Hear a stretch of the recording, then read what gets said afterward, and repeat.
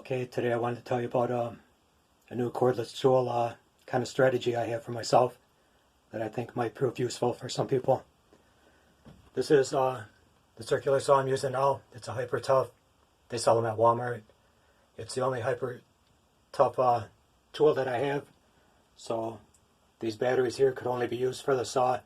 So I would never have to worry about using the batteries up on the drill when I need the saw.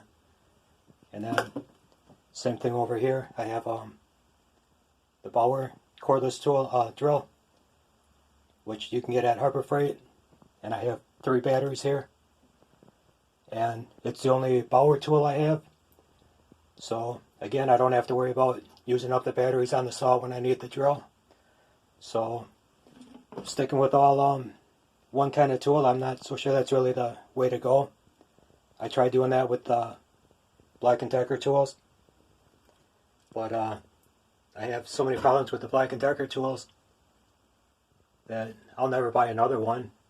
Somebody told me once a long time ago that Black & Decker uses bushings instead of bearings, and maybe that's why I'm having problems with the saw seams wore out and the one before that after use.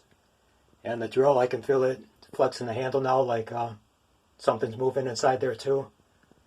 So maybe this is the way to go. Different tools, plus when I get home now, I can charge the Hyper Tough batteries and the Bauer batteries at the same time instead of having to do one after another all day long with all one kind of tool. Just an idea to consider, I guess. Wanted to share that.